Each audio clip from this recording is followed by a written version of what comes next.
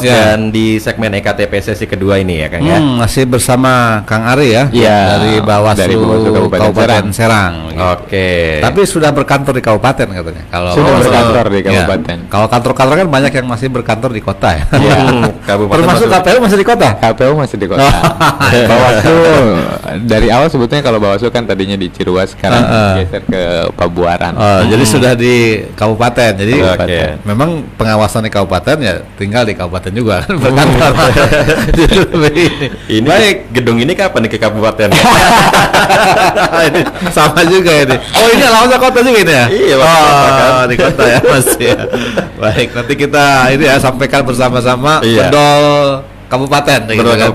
Jadi semua pindah ke kabupaten gitu. Baik, kita kembali ke soal pengawasan. Tadi soal partisipatif sudah kita bahas. Nah, sekarang ini masyarakat tahu nggak sih kan ketika mau mengawasi masyarakat juga harus paham ini yang dimaksud dengan pelanggaran tuh ini resikonya tuh apa kan begitu. Jangan-jangan masyarakat juga banyak yang tidak tahu bahwa memasang stiker calon misalnya di masjid itu bisa jadi misalnya ada masyarakat yang nggak tahu ini sebuah pelanggaran. Jadi masyarakat nggak melaporkan kan begitu karena tidak tahu misalnya ada yang nggak tahu. Tapi termasuk juga ini soal mungkin yang paling dikhawatirkan yang perlu diantisipasi soal money politik begitu. Ini gimana nih? Pertama mungkin soal aturannya, soal money politik seperti apakah ini yang jadi concern juga dari Bawaslu karena memang hampir setiap pilkada kita sering kali membahas soal money politik meskipun kita tidak pernah tahu nih kapan dikasihnya kan gitu. Kapan diberikan kan gitu ya. Karena kita belum pernah menjadi objek dari money politik mungkin kan sehingga kita belum pernah dapatkan tidak tahu kan gitu. Nah, ini gimana masyarakat ini akan dilibatkan dalam proses pengawasan tetapi masyarakat juga mungkin banyak yang belum tahu soal ini melanggar, ini tidak melanggar, ini konsekuensinya apa, ini konsekuensinya apa kan seperti itu. Gimana Kang Ari menurut itu? Memang tadi yang saya bilang ini adalah tantangan bagaimana kemudian Bawaslu bisa menyampaikan informasi pada masyarakat secara menyeluruh gitu ya. Karena menjadi tanggung jawab kita bersama ya, terutama Bawaslu melakukan pendidikan politik diantaranya itu terkait dengan bagaimana sebetulnya money politik itu berdampak tidak hanya persoalan suara contoh ya, tapi money politik ini kan dampaknya luas begitu ya. Ini bisa kepada persatuan dan kesatuan di masyarakat begitu ya. Memang tidak banyak masyarakat yang kemudian paham sebetulnya terkait dengan itu. Nah, cuman saya perlu sampaikan begini terkait dengan money politik, antara money politik pada saat penyelenggaraan pemilu 2019 yang lalu dengan money politik yang kemudian untuk pemilihan kepala daerah itu berbeda penanganannya. Begini, kalau di pemilu yang lalu si penerima money politik itu tidak ada ketentuan sanksi pidana. Nah, tapi untuk pilkada mau yang memberi, yang menerima itu ada sanksi pidananya. Gitu. Ini yang dikhawatirkan karena kalau bicara pengalaman di Bawaslu Kabupaten Serang contoh gitu ya, dari pemilu ataupun pemilihan sebelumnya, pilkada sebelumnya, prakteknya selalu ada gitu ya yang masuk. Pilkada sebelumnya Kabupaten Serang ada kasus kasus pidana. Kemudian di pemilu kemarin ada kasus pidana juga. Kami wanti-wanti untuk pilkada hari ini ya berharap sih kita tidak ada itu ya. Jadi sebetulnya yang menjadi korban lagi-lagi adalah masyarakat. Kita tidak bisa bayangkan masyarakat yang kemudian tidak paham terkait dengan money politik, kemudian mereka menerima, mereka anggapkan biasanya nih masyarakat menganggap ini ada yang ngasih mah ya diterima aja begitu ya. Bahkan minta, ada yang minta juga. Mungkin ada yang minta gitu ya. Nah, padahal dampaknya buat mereka gitu ya. Kalau mereka kena, ya kami di Bawaslu akan tetap melakukan proses sesuai dengan ketentuan yang berlaku. Kalau pidana itu kan diputuskan bersama sentra penegakan hukum terpadu, ada kepolisian dan kejaksaan. Kita harus satu pandangan untuk penegakan hukum pidana pemilu. Nah, kemarin kami dengan teman-teman KPU coba lakukan sosialisasi di beberapa sekolah begitu ya, untuk KPU terkait dengan penyelenggaraan teknisnya, kami terkait dengan pengawasannya. memang ketika saya tanya, ketika ada orang yang kemudian memberikan gitu ya sesuatu untuk memilih, kemudian apakah diterima atau tidak, ya jawabannya masyarakat masih diterima. Itu sebagian besar terima ya. Sebagian besar diterima. Tapi ketika saya sampaikan, ada konsekuensi yang kemudian kalau bapak-bapak, ibu-ibu kemudian menerima itu, ya harus ikhlas untuk pesantren paling tidak gitu ya, gratis. Dan yang paling penting sebetulnya ininya juga ada denda ya kan, karena kan kumulatif ini hukumannya dan denda.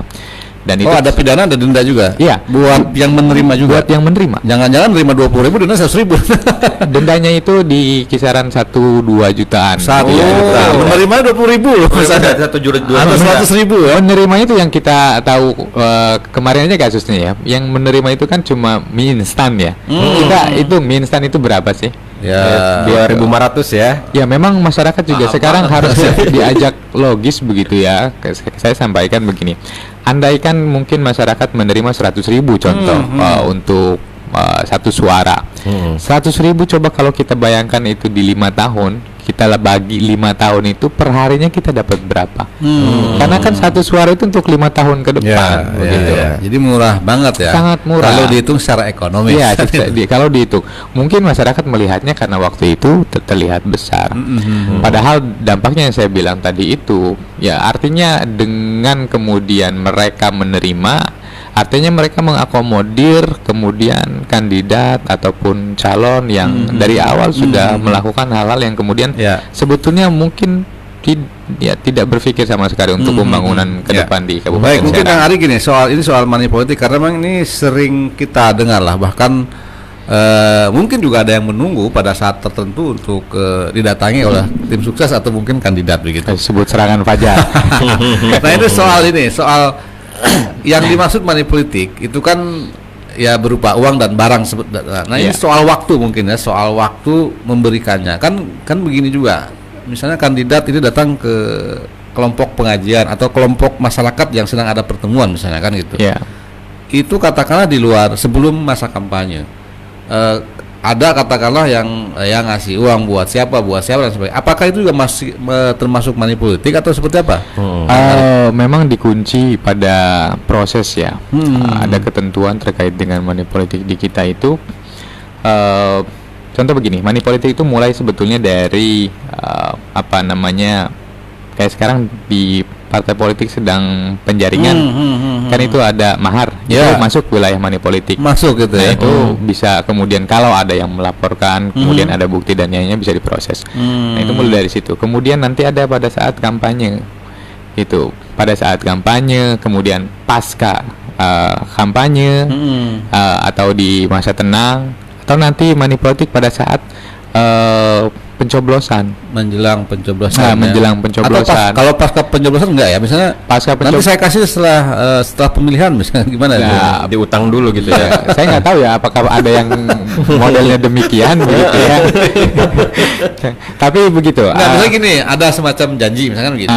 Kalau saya terpilih, misalnya saya akan bagikan kerbau di setiap kampung saat misalnya seperti itu. Artinya itu setelah pemilihan begitu. Apakah itu juga masuk?